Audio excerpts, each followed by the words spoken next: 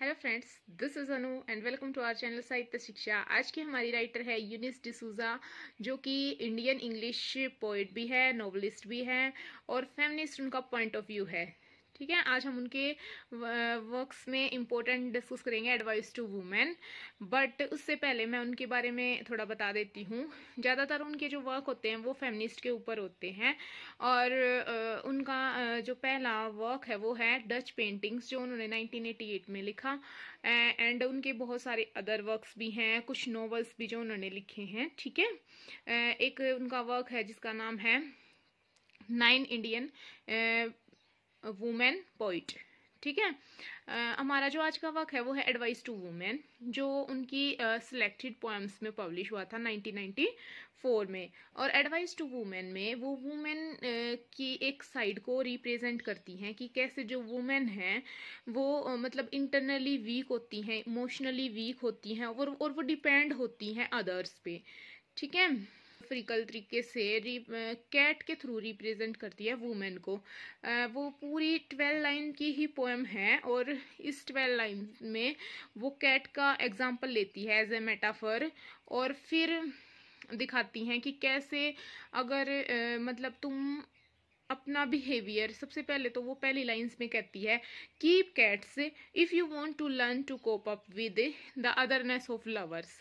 ठीक है, कि अगर तुम्हें मतलब तुम्हें कैट को पालना चाहिए, तभी तुम जान पाओगे कि मतलब उनकी जो वेज होती हैं जिससे जो वो मेल को शो करती हैं कि मतलब जो मेल होते हैं अगर वो किसी दूसरों के पास जा रहे हैं तो मतलब तुम्हें उसको कैसे हैंडल करना चाहिए, तुम्हारे अंदर वो चीज़ होनी चाहिए जिससे कि तुम मतलब अपने आप में वो क्वालिटीज़ करो प्रेजेंट की, मतलब वो तुम्हारे पास खुद ब खुद आए, ना कि तुम्हें उनके ऊपर डिपेंड रहना पड़े। ठीक है, और इसमें मतलब बहुत सारी और भी अच्छी अच्छी लाइंस हैं। ठीक है, मेनली वो ये बताना चाह रही हैं कि जो इम्पोर्टेंट कंसेप्ट उनका क्या है कि जो नेचर है नेग्लेक्टफुल का और इमोशनली जो पेनफुल रिलेशनशिप होते हैं, कि वुमेन ही हमेशा डरती हैं कि कहीं हमारे जो पति हैं या जो हमारे लवर्स हैं वो कहीं और ना चले जाएं। बट उनको ये सोचना चाहिए कि अगर वो फिर से लास्ट में कैट का एग्जांपल देती है कि अगर कैट को भूख लगती है तो उनके अंदर ये चीज़ अच्छी होती है कि वो अपना कटोरा, उनको पता है कि कहाँ पे है और वो उसके लिए ज़रूर खाने के लिए आती हैं। ठीक है, तो लवर्स भी चाहे उनकी जो वाइफ हैं वो कैसी हैं पर वो उनके पास ज़रूर आएंगे। ठीक है, तो उनको अपना एक एटीट्यूड रखना चाहिए। ठीक है, ये हमारी जो एडवाइस पोम है ये हो गई है। अब हमारी जो नेक्स्ट है वो है बीक्विस्ट।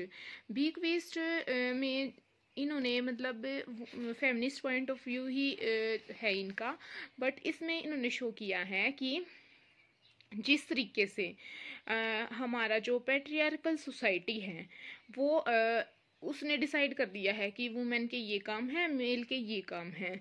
ठीक है, तो वो कहती है कि अपने माइंड को इस तरीके से शेप करो कि तुम्हारी खुद की भी एग्जिस्टेंस हो। फिर वो पहली लाइन होती है जिसमें वो एग्जाम्पल देती हैं, in every Catholic home there's a picture of Christ holding their heart in their hand. ठीक है, कि वो अपने हार्ट को जो अपने हाथ है उसमें लेके खड़े होते हैं। तो इसमें क्या बताना चाह रही है, और इसके साथ ही जो हमारी जो ऑथर है वो दिखाती है कि जो क्राइस्ट है उसकी जो सिंपैथी है सेम ऐसी ही हालत वुमेन की है कि मतलब उन्होंने खुद को सेक्रीफाइस कर दिया दूसरों के लिए। ठीक है, तो वुमेन भी हैं, खुद को सेक्रीफाइस करती हैं, अपनी पूरी लाइफ वो खुद के बारे में नहीं सोचती हैं, पूरी लाइफ वो सेक्रीफाइस करती हैं। फिर सेकंड पैसेज में वो फिर से मतलब क्राइस्ट है जो उनके जो हार्ट उन्होंने लिया हुआ उसको दिखाती है कि उनकी जो ओपननेस है, उनका जो कितना मतलब एक बड़ा दिल है, जो मतलब उन्होंने खुद को दूसरों के लिए समर्पित कर दिया है। ठीक है, इसी तरीके से जो फीमेल होती हैं वो होती हैं। ठीक है, but it's time to perform an act of charity to myself. But वो फिर कहती हैं कि मतलब अब ये टाइम है कि जिसमें हमें खुद के लिए भी कुछ ना कुछ करना चाहिए। ठीक है, तो ये दोनों पोम थी भाई उनकी और उनके कुछ इंपॉर्टेंट वर्क। अगर आपको वीडियो अच्छी लगी है तो आप लाइक कर सकते हैं। ठीक है, और अपने सजेशन भी दे सकते हैं अगर आपको किसी और टॉपिक के ऊपर वीडियो चाहिए या आपको वीडियो कैसी लग रही है। ठीक है, वी आर फ्रेंड्स। ठीक है, थैंक यू सो मच।